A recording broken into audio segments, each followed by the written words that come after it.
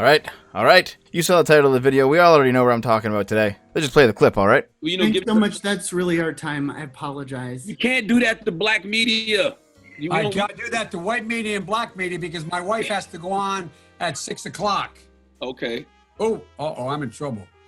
Listen, you got to come see us when you come to New York, VP Biden. I will. It's a long way until November. We got more questions. You got more questions, but I tell you, if you have a problem figuring out whether you're for me or Trump, and you ain't black. It don't have nothing to do with Trump. It has to do with the fact I want something for my community. Oh boy, I'd give that gaffe 10 Bidens out of 10. And really, at this point, we don't know where that came from. Was that somehow a result of Biden's well-known speech impediment? Did it come from the fact that he obviously has dementia and is declining before our very eyes? Or is this simply another instance of the Democratic mask slipping, showing us how that party views black people in the United States? Now, Biden is being dragged on the internet, and rightfully so. A white person telling black people how to be black just seems ridiculous on the face of it. So it's not just conservatives and Republicans coming after him, it's centrists. It's Bernie bros and other never Biden types on the left. And yes, it's black people of all political persuasions. But you know who's not coming for him? The mainstream media. Analysis by John Blake of CNN. What Biden said was outrageous. But some say, so was the reaction. Oh really? You think the problem with the situation is not the brain-dead stuff that Biden said, but the fact that everyone's mad at him? Remember, this is coming from the same outlet that threatened to dox somebody because they made a wrestling gif of Trump slamming the CNN logo. I'm not saying Biden's not getting dragged, he is. But there's some obvious hypocrisy here. If this were anybody else but the Democratic presidential nominee, the media would be publishing article after article, it would be all over the news cycle, they wouldn't let it go. But because it's Biden, they're publishing propaganda instead. And man, if you go to Twitter and you look at the hashtag #YouAin'tBlack, it is absolutely wild, man. Everyone is descending on Biden right now. I'd say it's about 90% people clowning on Biden and 10% people trying to distract by calling Trump a racist, Islamophobe, xenophobe, homophobe, etc., etc., etc. We've all heard it before. And of course, you've got youaintblack.com, run by Black Voices for Trump. Text woke to 88022. It is so strange to see, like, basic political maneuvering and normal election punditry turn into shitposting. Radical leftists have often said that everyone and everything is racist. Everything is sexist, everything is racist, everything is homophobic, and you have to point it all out. And I mean, there's an obvious problem with that right on the surface of it. Pointing it out doesn't actually change anything. But more importantly, if everyone truly is racist, and it's subconscious, you can't even change it, then it's almost like their crusade is a fool's errand, if that makes any sense. The best you can hope for is, despite your biases, do you treat everyone fairly? If so, then that's probably good enough. And frankly, the left doesn't right now. But okay, if everyone is racist, then surely everyone on the left is racist, right? And surely we should hold them accountable for their racism the same way that they hold literally everyone else accountable for their racism. But of course they don't actually want that to happen. When they say everyone is racist, what they mean is, if you're not constantly self-flagellating about how racist you are, you need to be punished. This is why the radical left has no idea what to do with a black Trump supporter. Someone like Kanye West or Candace Owens or Diamond and Silk. Those people aren't perfect. There's obviously things that they've done that you can criticize them for. Yo, Taylor, I'm really happy for you. I'm gonna let you finish. But Beyonce had one of the best videos of all time. George Bush doesn't care about black people.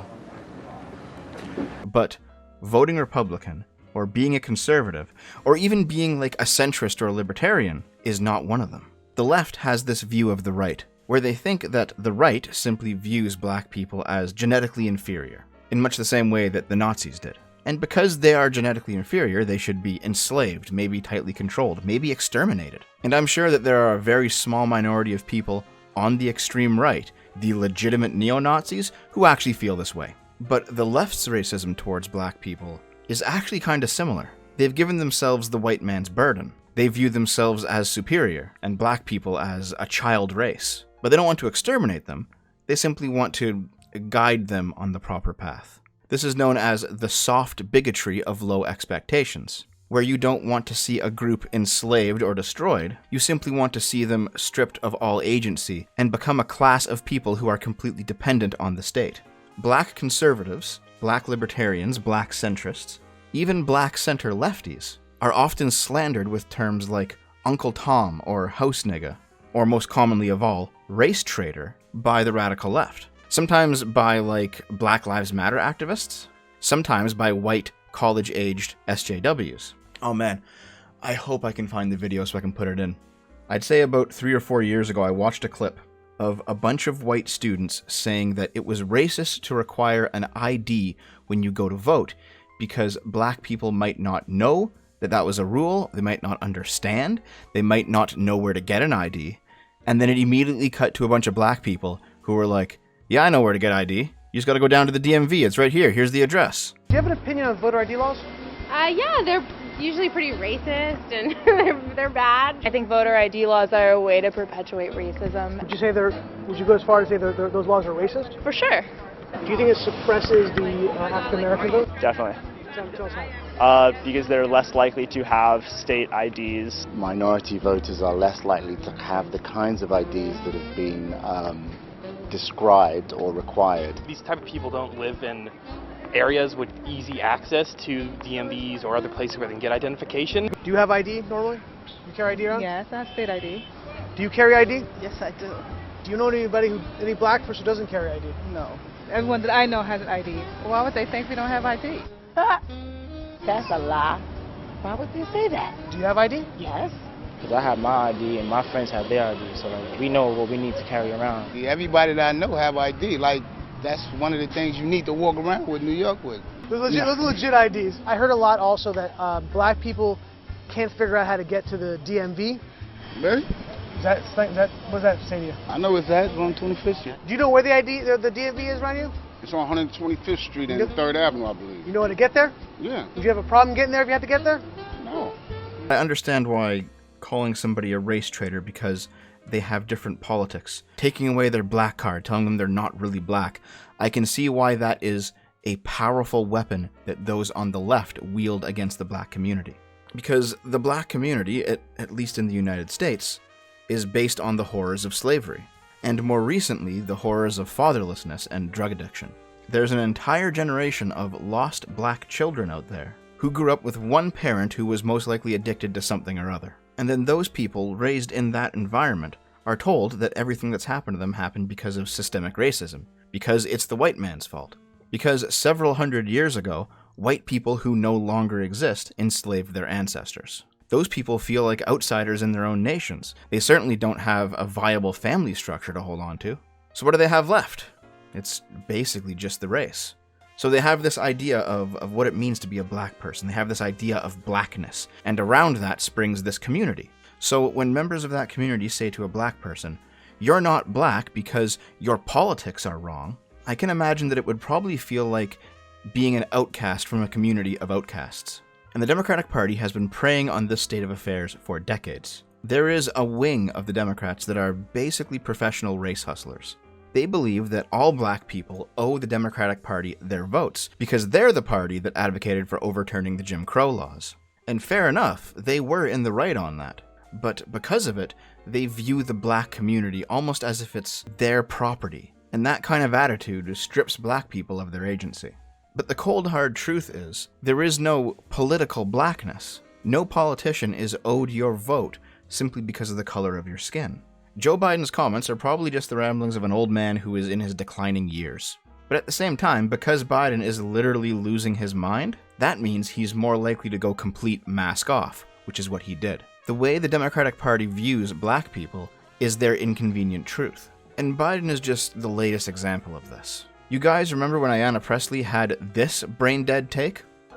Because we don't need any more brown faces that don't want to be a brown voice. We don't need black faces that don't want to be a black voice. We don't need Muslims that don't want to be a Muslim voice. We don't need queers that don't want to be a queer voice. What she's talking about is being politically black. She's not outright stating that you're not black if you don't vote for her and her party. but that's because she's 46, not 96, and she's still got it together mentally enough to not completely blow the Democratic cover. But it is the same attitude. Now, of course, I'm not saying that there's not at least a section of the black community that will simply go for those who give them the most money or something. We all remember that crackhead dancing in the street because Obama gave her a cell phone in 2008. Obama! You got Obama phone? Yes, everybody in Cleveland, low minority, got Obama phone. Keep Obama in president, you know? He gave us a phone. And as soon as the Trump bucks came through, the coronavirus relief, there were a bunch of black people on Twitter saying the exact same thing about Trump. Now I'm just gonna tell you motherfucking niggas straight out the dump. Don't fuck with my motherfucking president. Do you understand me? Nigga, we ride with Donald Trump over here, nigga. Draco, we ain't playing with you motherfucking niggas. You understand me? Keep my motherfucking president name out your mouth. Fuck, nigga. But this actually isn't much of a racial issue. I think this is kind of highlighted because of the stereotype, and it's kind of funny that way. If you go back over to Twitter and you search for the two terms, Trump and nigga together, the stuff that you find is absolutely hilarious. But my point here is this. The claim that Trump is a racist just doesn't seem to stick. And it's because he holds black people to the same standard as everyone else. He expects them to be decent people. He expects them to be responsible. He expects them to take charge of their own lives, and if they have problems, to make an honest effort at fixing them.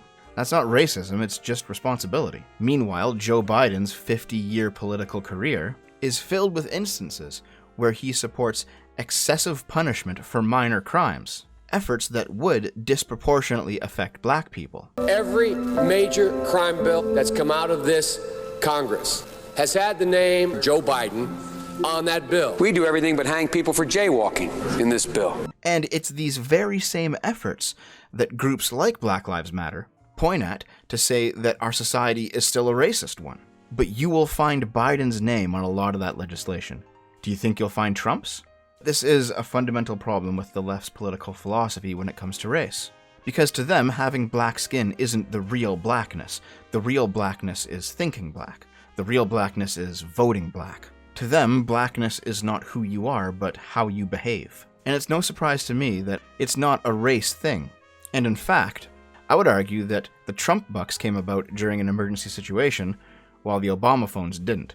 That was literally just the government handing out free stuff, inviting the black community to once again come and suckle at the teat of it. More and more, black people in the United States are finally unshackling themselves from the victimhood narrative. And this is good news for everyone, with the exception of those who demand that black people remain subservient, meek, afraid, and constantly voting blue.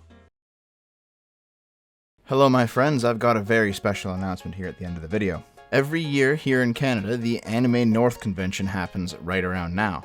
In fact, it should be going on this very second, except for the fact that Anime North 2020 was cancelled because of the coronavirus. In light of that, I figured now would be a good time to release some old Anime North 2019 footage we have saved up. Dave and Dom, who work on the channel with me, went to Anime North 2019 last year. They took the big expensive camera that I've got, shot a whole bunch of footage from the convention, and then when they got back, proceeded to lose it. The footage, not the camera. And I found the footage, so now I'm editing it and putting it up over on my side channel, the Dev Kit. If you're bummed out about not being able to attend Anime North right now, or this kind of content just sounds like something you might want to check out, click the video on screen right now. That'll take you to it. And hey, while you're at it, consider subbing to my side channels. They're also on the screen too. Alright chums, that about ends the PSA. I'll see you tonight on my Twitch stream, and if not, I'll see you for tomorrow's video. I love you.